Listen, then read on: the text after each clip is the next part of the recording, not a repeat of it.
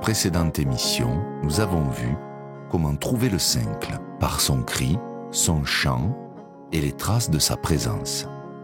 On a déjà vu beaucoup de choses quand même. Aujourd'hui, nous allons découvrir comment l'observer pour le filmer sous l'eau. Nous aborderons également la dispersion dans la minute scientifique.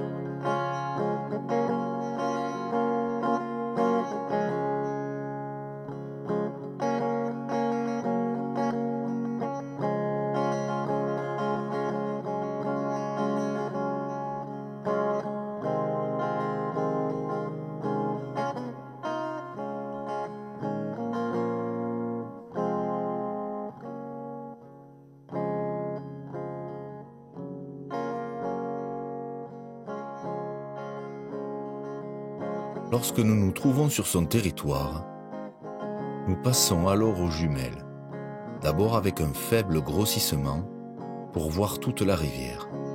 Il est derrière le rocher. Et surveiller les mouvements qui indiquent sa présence. Il est alors possible de passer à de plus grosses jumelles pour noter ses habitudes et marquer au GPS les rochers importants, afin de les retrouver plus facilement d'année en année. C'est d'un bébé, celui-là.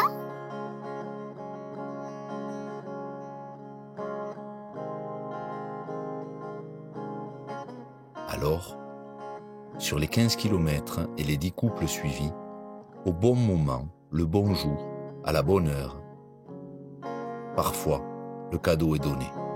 Le cincle plonge devant les caméras qui ont été immergées au pied de ce rocher. Ouh là là, il nage avec ses ailes sous l'eau. Et offre alors la récompense tant attendue.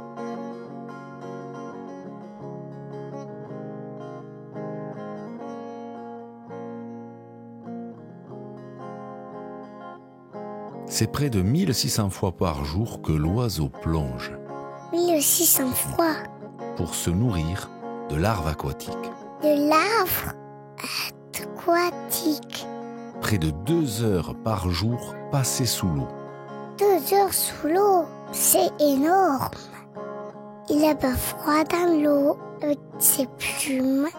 Il utilise selon le courant et la profondeur de l'eau ses ailes. Il nage dans le courant. Ses pattes pour nager. Et même ses griffes pour s'agripper au rocher. Il accroche le rocher, ses griffes, avec ses griffes et ses pattes. Sans difficulté, dans un courant de plusieurs mètres cubes par seconde, ou à contre-courant, selon son bon vouloir. Il nage en contre-courant. Véritable virtuose de cet élément avec lequel il ne fait qu'un. Pour un oiseau de moins de 75 grammes, c'est prodigieux. C'est prodigieux.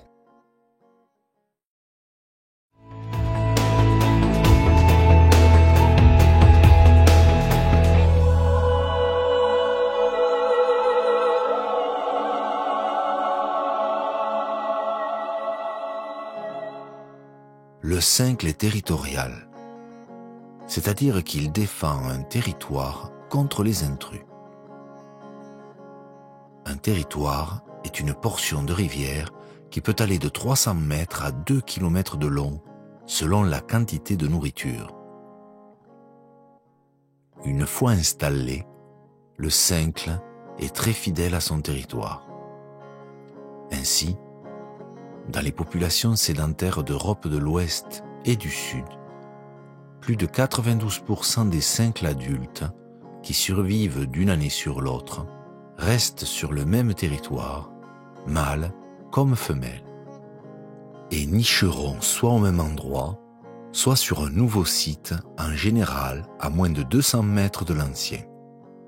Lorsqu'ils changent de territoire, souvent, après l'avoir perdu face à un concurrent, ils vont, dans la plupart des cas, s'installer à moins de 2,5 km, c'est-à-dire juste sur un territoire voisin. On dit qu'une fois adulte, le cincle et Philopatrique. En revanche, les jeunes Cincles, une fois indépendants de leurs parents, vont devoir parcourir la rivière avant de trouver un territoire à eux où s'installer.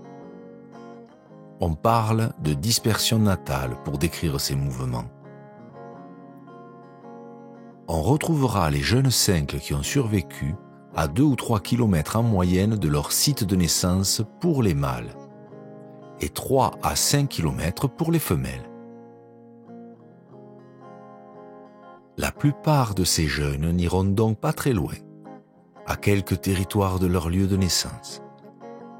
Mais des distances de dispersion de 10 à 30 km le long de la rivière ou bien d'une rivière à une autre ne sont pas rares, surtout chez les jeunes femelles.